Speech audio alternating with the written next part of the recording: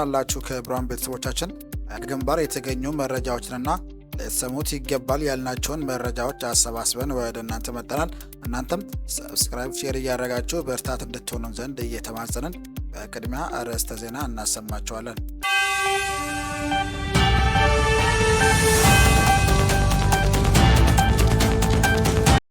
አሳዛኝ ዜና የአብይ አህመድ ጨፍጫፊ ጡት ቆራጭ አራዊት ሰራዊት ትናንት ሲያካሄድ በነበረው የዘር ጭፍጨፋ በመራቤቴ አውራጃ በደራ ወረዳ ገብሩ ቀበሌ ልዩ ቦታው ይማኔ በተባለ ቦታ ሶስት ንጹሐን ታዳጊዎችን ሕይወት በአሰቃቂ ሁኔታ ገለው ጥሏቸው ሄዷል። ይህንን ዘገባ አሰናድተናል፣ ተሰሙታላችሁ። የአማራ ፋኖ ብሔራዊ ኃይል ቴዎድሮስ ዕዝ የ105ኛ ኮር በ66ኛ ክፍለ ጦር ቀጠና ጊዜያዊ መንግስት አመራሮች ጋር ጥልቅ ውይይት ያደረገ። አብራችሁን ስትቆዩ የምትሰሙት ይሆናል። የአማራ ፋኖ ብሔራዊ ኃይል እዙ ከፍተኛ አመራሮች በተገኙበት የመጀመሪያ ግምገማና ቀጣይ የስራ አቅጣጫ ተሰጥቷል። ይህንም ዘገባ አሰናድተናል። አብራችሁን ስትቆዩ የምትሰሙት ይሆናል። ፋኖ በአርሶ አደሩ ሀብትና ንብረት ላይ ዘረፋ ሲፈጽሙ በነበሩ የጸረ አማራው አገዛዝ ወታደሮች ላይ እርምጃ መውሰዱን አስታውቋል። ይህንም ጉዳይ አሰናድተናል። አብራችሁ ስትቆዩ የምትሰሙት ይሆናል። ምን አላችሁ ክቡራን ቤተሰቦቻችን ግንባር የተገኙ መረጃዎችንና ለሰሙት ይገባል ያልናቸውን መረጃዎች አሰባስበን ወደ እናንተ መጥተናል። እናንተም ሰብስክራይብ፣ ሼር እያደረጋችሁ በርታት እንድትሆኑ ዘንድ እየተማጸንን በቅድሚያ አርዕስተ ዜና እናሰማቸዋለን።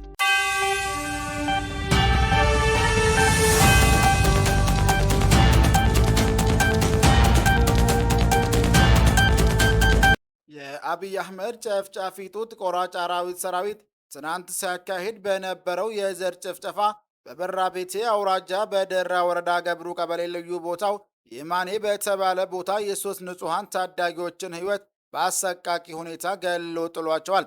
ትናንት ከቀኑ 4 ሰዓት ተኩል ጀምሮ ባደረገው አማራን የማጥፋት የበቀል ድርጊት አንድ የ13 ዓመት ልጅና 2 ከ15 የማይበልጡ ወጣቶችን ረሽኗል። ዳምጠው አወቀ፣ ተምዬ ወርቅነው፣ ውደየው ዘለቀ የተባሉ ከእነዚህ በተጨማሪም ለጊዜው ስማቸው በዝርዝር ያልደረሰን 6 ንጹሐን ማህበረሰብ ከባድ ጉዳት እንደደረሰባቸው ከቦታው መረጃውን አደርሰውናል። በተጨማሪም 5 የአርሶ አደር በሬዎችን ገሏል። የጭካኔ ጥጉንና የዘር አማራነቱን የበቀል ጢሙን ተዋቶበት ሄዷል። ይህ ጸረ አማራ ጨፍጫፊ ጡት ቆራጭ ቡድን ለአማራ ለሰው ሳይሆን ለንብረትም ርኅራሄ እንደሌለው ያሳየበት ተግባሩ አረጋግጧል። በመሆኑም ህዝባችን ልጆቹንና ንብረቱን እየጠፋበት የሚገኘውን ጨፍጫፊ ቡድን አምርሮ ሊታገለው ይገባል። ይህ ዘረኛና በቀልተኛ የኦነግ ሸኔ መለስ አራጅ ቡድን አማራውን ጧሪ አልባ፣ አዛውንትና ወላጅ አልባ ሕፃናትን በማድረግ የአማራን ዘር እያጠፋ ይገኛል።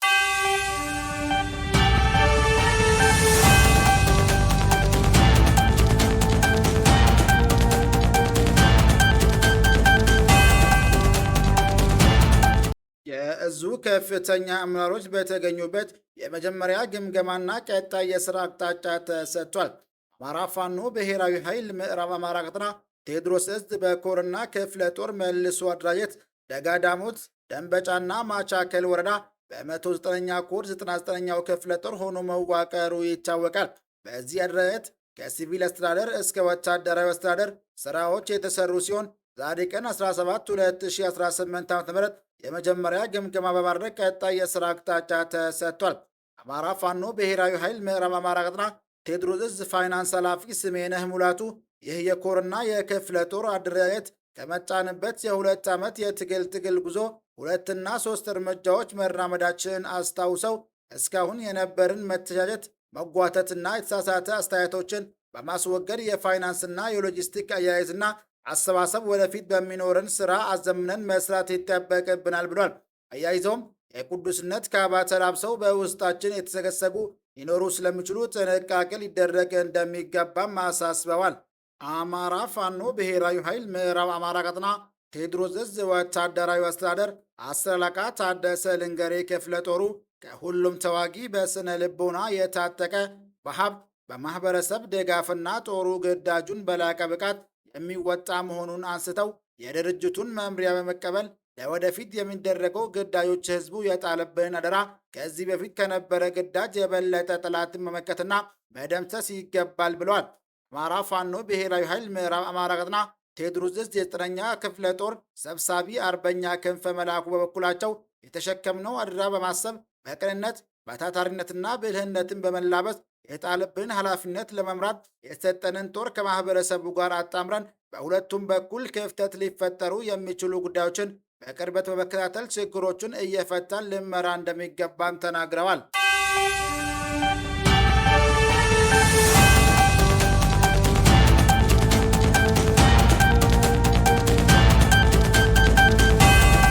የአማራ ፋኖ ብሔራዊ ኃይል ቴዎድሮስ ዕዝ የ105ኛ ኮር በ66ኛ ክፍለ ጦር ቀጠና ጊዜያዊ መንግስት አመራሮች ጋር ጥልቅ ውይይት አደረገ።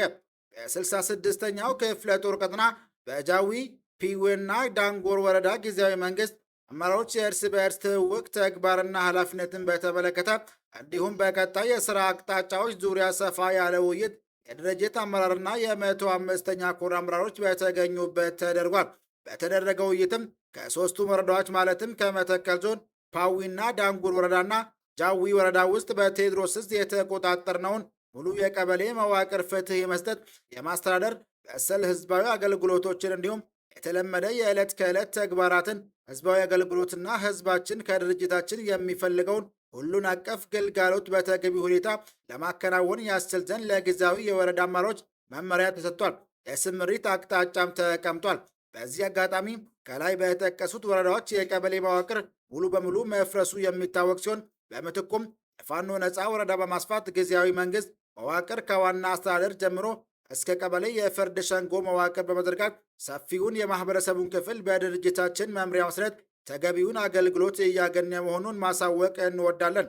ድርጅታችን ይህንን ተግባርና ኃላፊነቱን ከመቼውም ጊዜ የበለጠ የጀመረውን መዋቅራዊ እንቅስቃሴውን በቀጣይ ነፃ በሚወጡ ቀጠናዎች ሁሉ አጠናክሮ የሚቀጥል መሆኑን እንገልጻለን ሲል አሳስበዋል።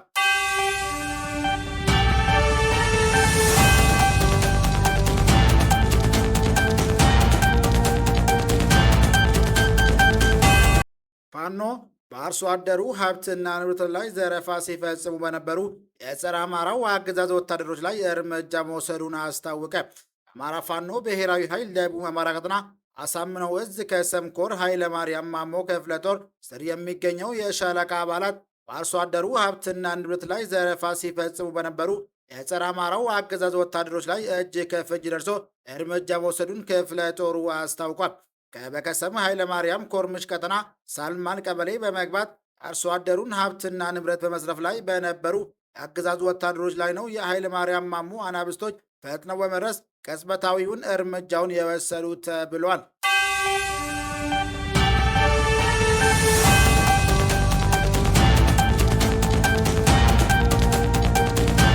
የብልጽግና ሰራዊት 2 የቡድን መሳሪያና 2 ክላሽ በመያዝ ምስራቅ አማራ ኮር 1 አሳምነው ክፍለ ጦርን ተቀላቀሉ።